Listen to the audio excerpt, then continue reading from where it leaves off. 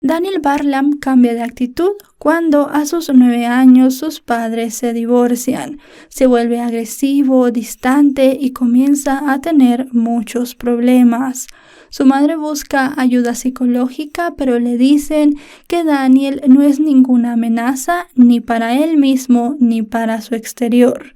Lo que no se esperaban es que a la edad de 14 años él cometería un crimen terrible. Hola a todos, ¿cómo están? Mi nombre es Lesma, espero se encuentren muy bien. Yo como siempre muy contenta de poder estar un día más aquí con ustedes, muy agradecida de que me estén viendo donde quiera que se encuentren.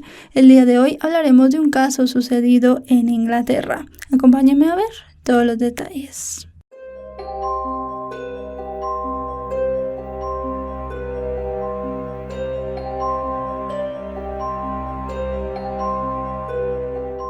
Daniel Barlam nació el 11 de noviembre de 1996 en Nottingham, Inglaterra. Fue el primer hijo del matrimonio de Jacqueline Bryant y Adrian Barlam. Los primeros años de vida de Daniel fueron relativamente normales. Sus padres se divorciaron cuando él tenía 9 años y su hermano menor 3. Los niños se quedaron a vivir con su madre. Con esto el comportamiento de Daniel cambió y se comenzó a comportar de manera muy agresiva. Todo empeoró cuando en 2008 su madre se volvió a casar. Según su padrastro, Daniel era muy agresivo con su hermano pequeño y también tenía muchas peleas con su madre. Con el paso de los meses se convirtió en un adolescente callado y retraído. No le gustaba hacer amigos, hablar con sus compañeros, ni tenía intereses grupales como los deportes. Quería pasar todo el día solo jugando videojuegos en su habitación. El adolescente siempre decía que su madre solo tenía atención para su hermano menor. Jacqueline pensaba que esto era parte de una fase adolescente y esperaba que el comportamiento de su hijo mayor cambiara, pero no fue así. Al contrario, Daniel se volvió más violento con el tiempo. Otro problema que surgió en ese tiempo fue que después del divorcio, Jacqueline y sus hijos no podían mantener el estilo de vida que tenían antes, ya que si bien no eran una familia adinerada, sí estaban bien acomodados. Daniel, por ejemplo, iba a una escuela privada, a la cual tuvo que dejar de asistir para ir a una pública. También la familia se tuvo que mudar de la casa que tenían. El chico le gritaba a su madre, le pegaba a su hermano, destruía cosas en la casa y se metía en problemas en la escuela. Según sus profesores, tenía arrebatos violentos e incluso dijo que estaba escuchando voces que le decían que lastimara a sus compañeros. En varias ocasiones, Daniel le pegó a su madre y su padrastro siempre intervenía quitando al chico de encima de la mujer. También se dieron cuenta que Daniel se orinaba en su habitación encima de algunos juguetes e incluso llegó a defecar también allí. Se limpiaba con toallas que dejaba debajo de la cama. También robó la ropa interior de su madre y la escondió en su dormitorio. Todas estas actitudes eran demasiado preocupantes. Otra preocupación que los adultos en la vida de Daniel tenían era que el adolescente estaba demasiado interesado en videojuegos con alto contenido de violencia. También le gustaban las películas violentas como por ejemplo El juego del miedo, un material que a su edad él no tendría que consumir. Es más, según las investigaciones, Daniel consumía este material violento desde el divorcio de sus padres. Se supo que estaba obsesionado con un personaje de la serie Coronation Street llamado John Stape. Este personaje había matado a otro personaje en la serie con un martillo. Además de todo esto, Daniel tenía una computadora, la cual había sido un regalo de su padre. Él utilizaba esta computadora para navegar en Internet, ver videos e incluso subir algunos videos de él a YouTube. No dejaba que nadie se acercara al aparato. Todo lo que tenía en él era completamente privado y el acceso a Internet en la casa de su madre era ilimitado. Él no tenía ninguna regla sobre a qué hora tendría que usarlo o cuántas horas podía utilizar los aparatos electrónicos. Siempre que Jacqueline trataba de corregir a su hijo, todo terminaba en una pelea física. Daniel se ponía muy violento, se le tiraba encima, le pegaba y ella en varias ocasiones, tratando de defenderse, también le pegó a su hijo. Como ya les dije anteriormente, era el padrastro quien se metía en medio de los dos para poder terminar con estas peleas, y en varias de estas ocasiones el hombre también recibió golpes por parte de Daniel. Para ellos dos ya era una situación que se escapaba de sus manos, y viendo que no podían corregirlo sin violencia, acudieron a varios especialistas. Daniel fue evaluado por psicólogos y psiquiatras, le hicieron varios exámenes y también varias pruebas. Después de todas estas pruebas concluyeron que él no tenía ningún problema psicológico y que no era ningún peligro ni para él ni para su entorno. Lo que sí dijeron los especialistas es que Daniel era un adolescente abandonado sentimentalmente y que esto venía desde su infancia, probablemente desde el divorcio de sus padres, ya que su padre no estaba presente en su vida. El hombre se encargaba de comprarle cosas a sus hijos, de darles dinero, pero pasaba muy poco tiempo con ellos, y esto era fundamental para la actitud que Daniel tenía. Dijeron que todas las cosas que el chico hacía, como defecar en su habitación o amenazar a sus compañeros de clase, eran pedidos desesperados de atención, y le dijeron tanto a la madre como al padrastro que tenían que ponerle más atención y ser más pacientes con él, pero también ponerle reglas y límites. Teniendo este diagnóstico, Jacqueline y su esposo no se preocuparon mucho. Ellos pensaron que ya tenían un hogar amoroso, que trataba muy bien a Daniel y que con el paso del tiempo las cosas cambiarían. Pero esto no fue así. Es más, todo fue a peor. Las cosas llegaron a su peor punto el 24 de abril de 2011, cuando Daniel tenía 14 años. Faltaban 7 meses para su cumpleaños número 15. El adolescente vio ese día algunas películas violentas en su habitación. Seguido de eso, los vecinos lo escucharon discutir con su madre sobre unos zapatos. Luego, las luces de la casa se apagaron. Unas horas después, en la madrugada, los vecinos se dieron cuenta que la casa se quemaba y llamaron al número de emergencias. De alguna forma, Daniel logró salir de la casa con su hermano menor y su perro. Los 3 estaban ilesos. El adolescente le dijo a todos los vecinos que un intruso había entrado en la casa y que él creía que su madre estaba dentro herida. Las personas del vecindario se asombraron ese día de ver a Daniel bien vestido y limpio. Era un jovencito que no se preocupaba por su apariencia personal, siempre se ponía ropa sucia y vieja, pero esa noche fue diferente. Más adelante pensarían que lo hizo porque quería quedar como un héroe y sabía que podía aparecer en los medios de comunicación. Los vecinos de la familia llamaron al servicio de emergencias y rápidamente aparecieron en la escena tanto bomberos como policías. Los bomberos se dispusieron a apagar el fuego en la casa y la policía a ver si los 2 menores estaban bien. Los llevaron a comisaría para interrogarlos. El hermano menor de Daniel dijo que no recordaba nada de lo que había pasado esa noche.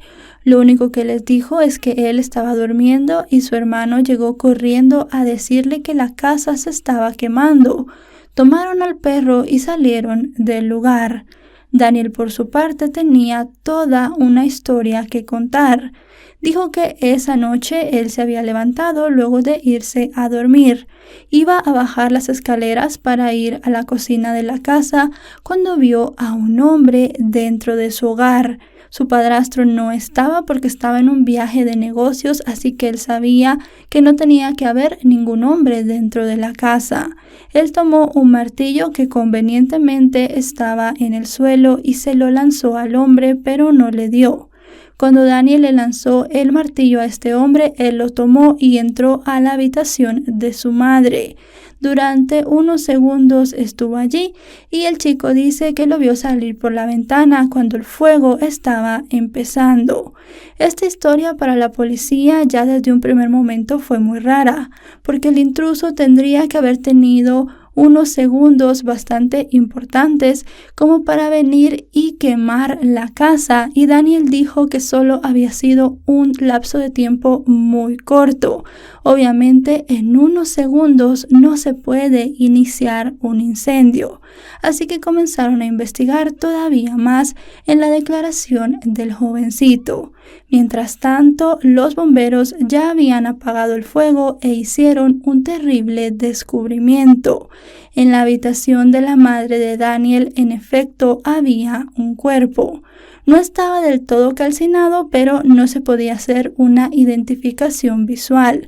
Así que lo que hicieron fue llevarlo con el forense y gracias a los registros dentales se determinó que era Jacqueline, la madre de los dos menores, quien había fallecido supuestamente en ese incendio. Pero en el examen forense se descubrieron muchas cosas que sacarían la verdad a la luz. Jacqueline, la madre de 47 años, tenía 7 golpes en la cara y la cabeza, probablemente hechos con un martillo. Estaba envuelta en papel periódico y tenía moretones en el cuerpo. La muerte rápidamente fue clasificada como un asesinato y la investigación comenzó. Había muchas pistas para recabar y mucha información para analizar, empezando por la primera declaración de su hijo mayor.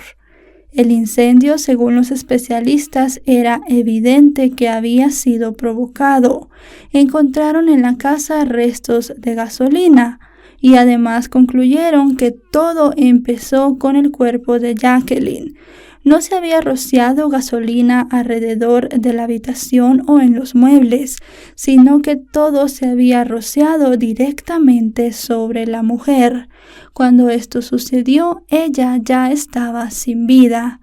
Ya con esta cronología se podía determinar que Daniel había mentido y tenían que descubrir qué era lo que en realidad había pasado. Dentro de la casa, a pesar de que el fuego había sido muy violento, quedaron muchos lugares intactos y varios objetos importantes pudieron ser recuperados. Entre ellos, un martillo que estaba en la habitación de Jacqueline al lado de la ventana. Se pensó que este martillo era el arma homicida.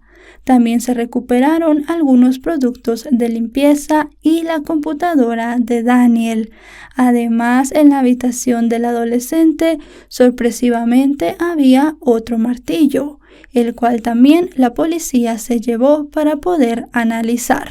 Lo que se encontró en la computadora de Daniel fue aterrador. Las búsquedas no concordaban con las búsquedas típicas de un adolescente de su edad. Daniel se metía mucho en páginas de pornografía violenta, incesto y también veía videos de violaciones.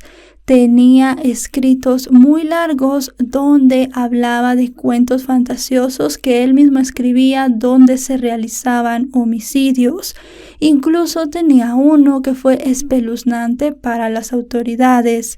Había escrito un cuento donde él era el protagonista y asesinaba a su propia madre con un martillo.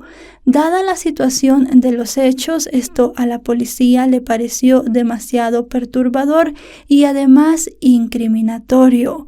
Daniel también había hecho búsquedas como cómo salir impune de un homicidio, cómo poder mentirle a la policía y cómo darle cloroformo a tu hermana menor.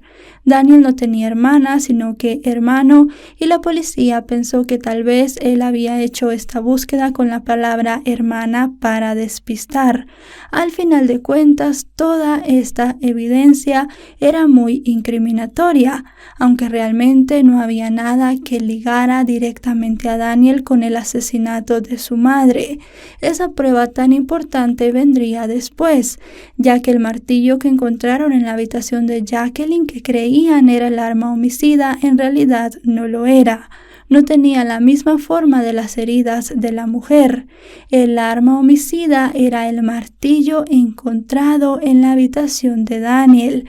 Cuando hicieron las pruebas con este martillo, se concluyó que en efecto esa había sido el arma homicida. Se le hicieron varios análisis y se corroboró que había sido limpiado y tenía pequeños rastros de sangre que correspondían a la sangre de Jacqueline. Teniendo todo esto, volvieron a interrogar a Daniel y con todas las pruebas encima de él, el adolescente confesó. En un ataque de ira había asesinado a su madre. Se había sentido muy nervioso y había quemado la casa para que no lo descubrieran. El chico fue detenido y llevado a la cárcel, aunque la policía creía que él no estaba contando toda la historia como era. Su juicio inició en febrero del año 2012. La defensa de Daniel dijo que no podía declarar que él no había asesinado a su madre, ya que para todos eso era evidente. Así que optaron por decir que Jacqueline era una madre mala y violenta. Esta estrategia no les funcionó, ya que la fiscalía citó a decenas de personas que dijeron que la mujer era una madre devota preocupada por sus hijos, que incluso vendió varias de sus cosas para que el estilo de vida de sus hijos no bajara tanto después del divorcio. También se supo que Daniel era un niño consentido que siempre tenía todo lo que deseaba. Ningún testigo vio a la madre atacar a sus hijos. Es más, todos dijeron que el violento era Daniel. El padrastro de Daniel también dijo que el violento era el adolescente y que si bien Jacqueline le había pegado, todo había sido para defenderse en los episodios de ira que él había tenido, que nunca habían salido los golpes primero de la mujer y que siempre habían sido en situaciones límite, donde si no lo hacían, él seguramente le hubiese dado un mal golpe o hasta incluso quitado la vida por las peleas. La línea del tiempo que dio la fiscalía en el juicio fue la siguiente. Daniel tenía una lata de gasolina y el martillo, que fue el arma homicida, escondidos en el cobertizo de la casa. Tomó estas dos cosas y además uno de los martillos que su padrastro utilizaba en algunas ocasiones para hacer algún trabajo de reparación en la casa y subió hasta la habitación de su madre. Esa noche ellos habían peleado, según habían escuchado los vecinos, por unos zapatos. Daniel le preguntó a su madre dónde estaban sus zapatos nuevos. Ella le dijo que no sabía y esto hizo que el adolescente se enojara mucho, pero no la atacó en ese momento. Esperó a que ella estuviera en el momento más vulnerable, dormida, donde no se podía defender. Daniel entró a la habitación, vio que su madre dormía y le dio los 7 martillazos en la cabeza y la cara. Según los fiscales, Jacqueline no tuvo ni tiempo de reaccionar. Ella tal vez realmente nunca supo que era su hijo quien la estaba atacando. Luego de asesinar a su madre, él tomó el otro martillo y lo dejó tirado. Limpió el arma homicida con los líquidos de limpieza y la llevó a su habitación. Regresó a la habitación de su madre, la envolvió en papel periódico y la hizo rodar en el suelo. La policía cree que este movimiento que él hizo de hacerla rodar en el suelo fue el movimiento que le provocó algunos moretones a Jacqueline. Ya teniéndola envuelta en el periódico, le roció la gasolina y le prendió fuego. Fue rápidamente a traer a su hermano menor, al perro, y salió al patio de la casa a esperar la ayuda.